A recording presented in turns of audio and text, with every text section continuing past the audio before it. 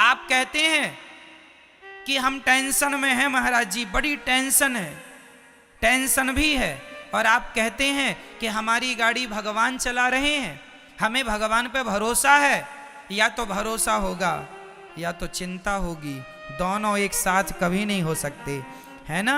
गाल भी फूल जाए, ठहाका भी लग जाए, दोनों एक साथ नहीं हो सकते। या तो टेंशन है, आपको टेंशन है तो भरोसा नहीं है, और भरोसा होगा तो फिर चिंता नहीं होगी। आप लोग क्यों नहीं भगवान पे भरोसा करते, क्यों नहीं भगवान पे विश्वास करते? महाभारत के युद्ध से क्यों नहीं सीखते? जैसे अर्जुन ने अपनी गाड़ी भगवान को सौंप दी, क्यों ना आप लोग भी अपने जीवन की गाड़ी भगवान को सौंप कर निश्चिंत हो जाओ, जो करेंगे भगवान करेंगे। मारने वाला है भगवान, बचाने वाला है भगवान, मारेगा भी वही, बचाएगा भी वही, भूखा भी वही रखेगा और पेट भर खवाएगा भी वही। तो जब सब उसी को करना है तो फिर आप चिंता किस बात की करते हैं? अच्छा ये बताओ, आपका सोचा कुछ होता है? आपका सोचा होता है क्या? आपने सोच लिया कि ऐसा हो जाए तो हो जाएगा क्या? जब आपका सोचा कुछ नहीं होता, आपका चाहा कुछ नहीं होता, तो हम कहते हैं आप सोचो ही क्यों? क्यों सोचना है? सब भगवान कर रहे हैं, उन्हीं को करने दीजिए, हम तो देखो निमित्त मात्र हैं। बार बार मैं इन शब्दों को दोहराता हूं ताकि आपको किसी भी प्रकार से समझ में ये बातें आ जाएं। हमारी सफलता के जिम्मेदार कौन है? भगवान चाह रहे हैं कि आप जीत जाएं, इसलिए जीत गए। यदि आप हार गए हैं, असफल हैं, तो ये सोचो कि ये भी ईश्वर की मर्जी है। उसकी मर्जी में यदि चलो वो मुझे असफल ही रखना चाहता तो मैं उसकी मर्जी में खुश रहूं। जैसे भगवान रखें, जैसे रखें राम जी, रहना चाहिए, और सीताराम सीताराम कहना चाहिए। हर हाल में खुश रहने की आदत बनाओ, टेंशन मुक्त रहो, चिंता मुक्त रहो, जो करेंगे भगवान अच्छा करेंगे। एक पिता को चिंता होती है, महाराज मेरी बेटी सयानी हो गई है, बताओ मैं शादी करूं, लड़का ही नहीं मिल रहा है, महाराज जी बड़ी टेंशन है, बेटी का विवाह कैसे होगा? भाई लड़का देखो तो मन लगा के, कर्म तुम करो मन लगा के, चिंता ना करो, जब समय होगा अपने आप हो जाएगी, तुम कर्म करते रहो लेकिन चिंता ना करो। आप लोग चिंता करने लग जाते हैं। भैया को जगाइयो जरा। चिंता नहीं, चिंतन करना है। क्या करना है? क्या करना है मेरी मां? चिंतन। जो करने वाले हैं वो कौन है करने वाला? पितामह भीष्म ने प्रतिज्ञा ले ली, कल के युद्ध में पांडवों को मार डालूंगा। ये प्रतिज्ञा किसने ली थी महाभारत में? भीष्म पितामह ने। द्रौपदी दौड़ी दौड़ी रात्रि के 11 बजे आई, अरे कन्हैया सुन रहे हो, मेरे पतियों को मारने की प्रतिज्ञा पितामह ने ली है, बताइए मैं क्या करूं? भगवान बोले तू जान, तेरे पति जाने मैं क्या करूं, मैं तो युद्ध लड़ ही नहीं रहा हूं। द्रौपदी बोली मेरे पतियों की, पितामह की प्रतिज्ञा कभी अधूरी नहीं होती, पितामह सदा अपनी प्रतिज्ञा को पूरी करते हैं। हे दीन बंधु, हे दीनानाथ, हे नंद नंदन, हे श्याम सुंदर, मेरे पतियों की रक्षा कीजिए। भगवान बोले चलो अर्जुन से बात करते हैं।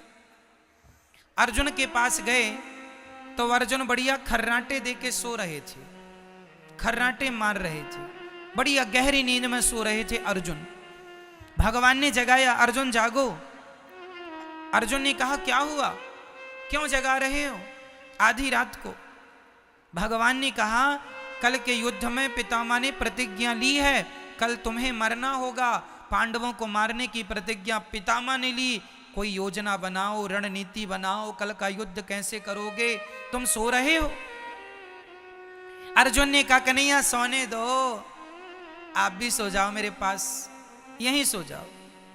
भगवान बोले क्यों, तुम्हें नींद आ रही है? कल के युद्ध में, कल निर्णायक युद्ध होने वाला है। पितामह भीष्म की प्रतिज्ञा कभी झूठी नहीं होती। अपने बचाव की कोई प्लानिंग क्यों नहीं करते?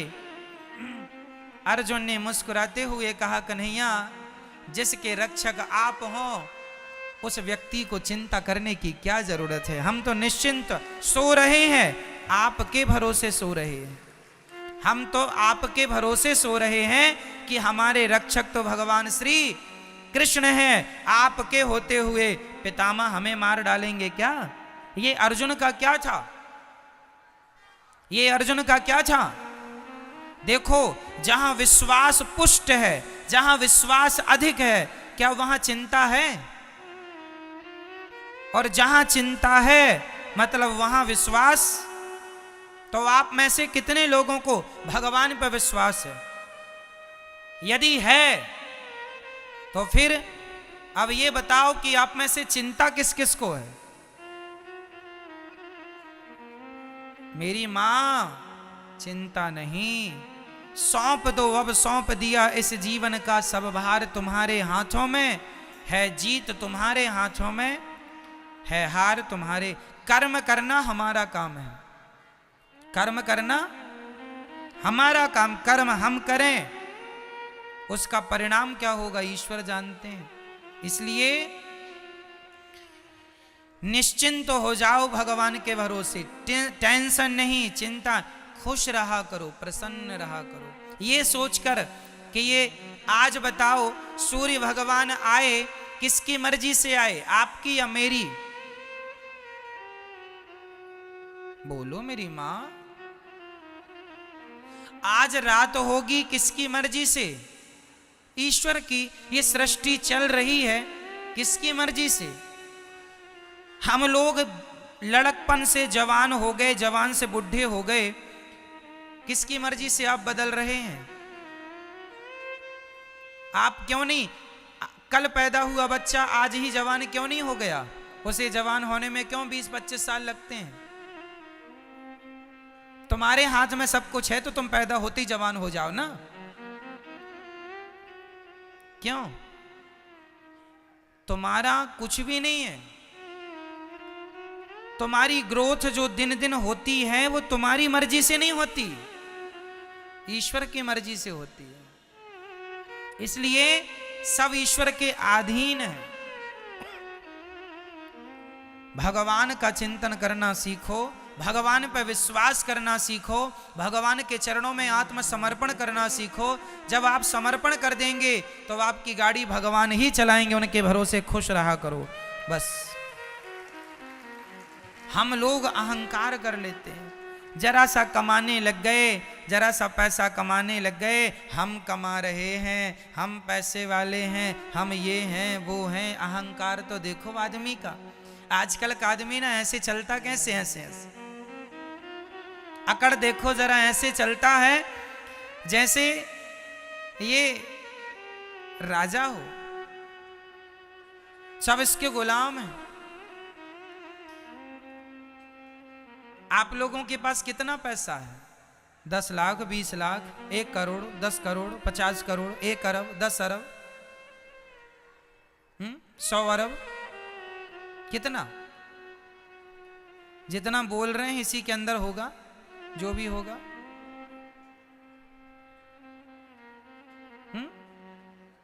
मेरी मां, रावण कितना धनवान था, उसके धन की कोई सीमा नहीं थी। सोने की लंका थी, सोने चांदी हीरे मोती के खजाने भर रखे थे। इतना बड़ा आदमी था रावण। पूछो जरा कहां गई तुम्हारी वो लंका? रावण भैया कहां गई तुम्हारी वो शान? कहां गई तुम्हारी वो अकड़? कहां गया तुम्हारा वो अहंकार? अहंकार रावण जैसों का ना टिका मेरी मां। जिनकी लंका सोने की थी तो हमारा और आपका अहंकार टिक जाएगा मैया? बोलो मेरी मां। इसलिए अहंकार ना हो। किस बात का अहंकार? आप लोगों को अहंकार है या नहीं? नहीं। मैं बताता हूं आपको अहंकार किस बात का है। ये बेटा मेरा है, मैं इसकी मां हूं, ये भी अहंकार ही है। मैं इसका पिता हूं, ये भी अहंकार ही है। ये घर मेरा है, ये भी अहंकार ही है। मैंने तुम्हें रोटी दी, ये भी अहंकार ही है। मैं ना होता तो तुम मर जाते, ये भी अहंकार ही है। इसलिए इन शब्दों का प्रयोग कभी नहीं करना चाहिए। जो बेटा आपका है, बेटी है, पति है, पत्नी है, घर है, गाड़ी है, पैसा है, ये मेरा है ऐसा ना कहा करो। ये सब कुछ भगवान का है। ईश्वर ने हमें केवल जिम्मेदारी दी है संभालने की, हम संभाल रहे हैं बस। हम मैनेजर हैं, मालिक नहीं हैं। आप किसी बच्चे की मां नहीं हो। ये जो आपका बेटा है, ये आपका बेटा है ना मेरी मां। आप कहती हो ये बेटा मेरा है, तुम केवल इसलिए तो कहती हो मेरा बेटा क्योंकि तुमने 9 महीने गर्भ में रखा है। 9 महीने गर्भ में रखने से आपने कह दिया ये बेटा मेरा है। लेकिन जिस परमात्मा ने तुम्हारे बच्चे को आंखें दी हैं, आंखों की कीमत जानते हो बाजार में कितनी होगी? आंखों के इलाज में करोड़ों रुपए लग जाते हैं। जिनके इलाज में करोड़ों लग रहे हैं उन आंखों की कीमत क्या होगी? ये अनमोल रतन है।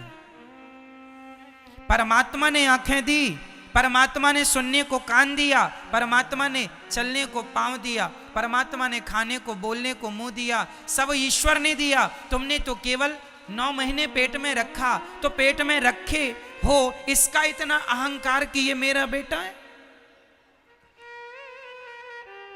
तुम्हारा बेटा पैदा होए तुरंत भगवान को सौंप दो, हे नाथ ये आपकी संपत्ति है, आपको सौंप रही हूं, ये आपका है, आप जानो, आपका काम जाने। हाँ, मैं यदि आपने मुझे मां बनाया है तो मैं इसको मां बन करके इसकी जिम्मेदारी पूरी करूंगी। इसे नहलाना, धुलाना, खिलाना, पिलाना, संस्कार देना, खड़ा करना, ये मेरी जिम्मेदारी है। जिम्मेदारी निभाओ, ये ना हो कि ये मेरा है ना, ये सब भगवान का है। बेटी तुम्हारी नहीं, बेटा तुम्हारा नहीं, सब किसका है? सब पर किसका अधिकार है? तुम्हारा था तो छोड़ के चला गया, रोक लेते ना तुम्हारा था तो।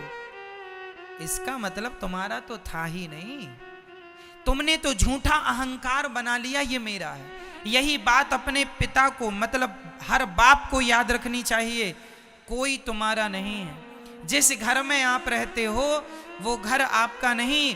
भाव ये बना के चलो कि वो घर भगवान का है। संपत्ति सब रघुपति के यहाँ, सब भगवान का है। तो फिर हम कौन हैं? हम तो भगवान के घर में किराएदार हैं, हम ईश्वर के किराएदार हैं। ये भावनाएं बन जाएं तो आप अपने घर में नहीं, आप स्वर्ग में रहेंगे, ऐसा आपको लगने लगेगा। हमारा घर स्वर्ग है। भगवत भाव से रहना सीखो तो सही। आजकल आदमी, अच्छा ये बताओ, बैंक का मैनेजर जो होता है, बैंक में यदि 1000 करोड़ रुपए रखा है तो बताइए क्या वो पैसा बैंक, क्या वो पैसा मैनेजर का है? बोलो मेरी मां। नहीं, वो पैसा मैनेजर का नहीं है, पर देख रेख किसकी है? देख रेख मैनेजर की है। हिसाब किताब करेगा कौन? मैनेजर। देख रेख मैनेजर की है। मैनेजर बैंक में मैनेजमेंट के लिए होता है। मैनेजर मालिक नहीं है, मालिक तो गवर्नमेंट है बैंक की। मैनेजर केवल वो मैनेजर लाखों लेता है, लाखों देता है, लेकिन लाखों लेने में और लाखों देने में उसका कुछ भी नहीं। क्यों जी? सही है। वो एक मैनेजमेंट के लिए है, उसका नहीं है, पर काम वही करता है। उसी प्रकार तुम्हारे घर में जो तुम्हारा बेटा, बेटी, पति, पत्नी, घर द्वार, फैक्ट्री, मकान, दुकान जो है, सब कुछ भगवान का है। पर तुम मैनेजर बनके तुम मैनेजमेंट करो, तुम संभालो, जिम्मेदारी तुम निभाओ। जैसे बैंक का मैनेजर बैंक को संभालता है, लेकिन वो ये नहीं कहता कि ये बैंक मेरी है। वो ये नहीं कहता कि ये बैंक उसी तरह आप ये ना कहो कि ये पत्नी, ये पति, ये परिवार मेरा है, ये कहो कि ये सब भगवान का है। संभालना आपको ही है, पर अहंकार रहित होकर, अहंकार से मुक्त होकर संभालना है। ये संपत्ति सब रघुपति के आही, सब कुछ किसका है? अरे और तो सब ठीक है, पति पत्नी बेटा बेटी, ये शरीर भी तुम्हारी प्रॉपर्टी नहीं है। आज हमारी एक किडनी कितने की होगी बाजार में बताओ? यदि आप अपनी किडनी बेचेंगी मेरी मां, कम से कम 50 लाख रुपए में बिक जाएगी। हाँ या ना? हाँ या ना? आपकी एक किडनी 50 लाख में बिक सकती है, तो दोनों 1 करोड़ की हो गई। चलो आपकी एक आंख यदि आप बेचना चाहें तो कितने की बिकेगी? बोलो मेरी मां, आपकी एक आंख की कीमत क्या है जरा बताओ मुझे। कम से कम 1 करोड़ मिल जाएंगे आपको एक आंख के। 2 आंख मतलब 2 करोड़। ऐसे शरीर के सारे पार्ट्स आप बेचने लग जाएंगे तो आप करोड़पति बन जाएंगे पल भर में। तो ये जो करोड़ों की प्रॉपर्टी है आपकी, शरीर रूपी प्रॉपर्टी, सच्ची बताना क्या ये प्रॉपर्टी भी आपकी है? नहीं, शरीर हमारा धन है, लेकिन ये मेरा नहीं है। अपने आप को सदा सबसे अलग रखना, हम बिल्कुल अहंकार शून्य हो। हमें कैसा होना है मेरी मां? अहंकार, जोर से बोलो मेरी मां, अहंकार, अहंकार शून्य, अहंकार रहित होना है। रही बात हमारी कि हम कौन हैं, तो हमारी असलियत लोग नहीं जानते। आप लोग अपनी असलियत नहीं जानते। आपको पता है आपकी असली औकात क्या है?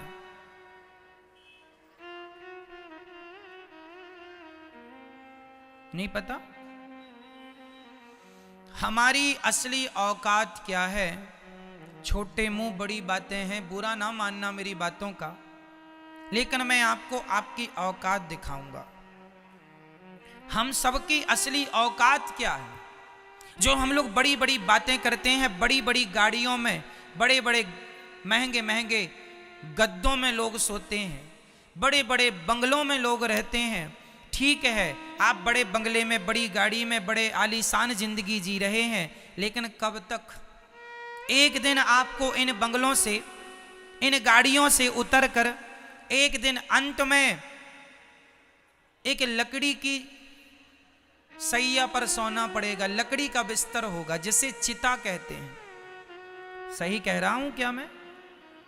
हम लोग, सब लोग, चाहे अमीर हो चाहे गरीब हो, एक दिन हमारा अंतिम बिस्तर कौन है? बोलो मेरी मां, हम सबका आखिरी बिस्तर क्या है? चिता। एक दिन हम चिता पर जाएंगे और हमारे अपने आग लगाएंगे और हम धू धू करके जल जाएंगे, और जलने के बाद रह जाएगी तो केवल राख रह जाएगी, आपकी और हमारी। कहां चला गया तुम्हारा वो अहंकार? कहां गया तुम्हारा वो घमंड?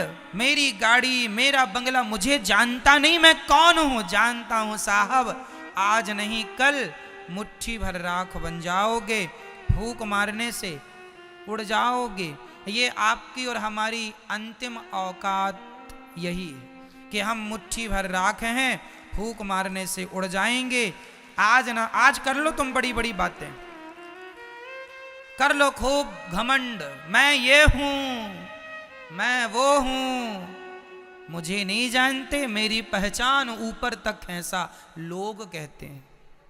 ठीक है साहब, बना लो पहचान ऊपर तक, वो सारे ऊपर वाले हवा में उड़ रहे हैं राख बन के, तुम उन्हीं के भरोसे हो ना।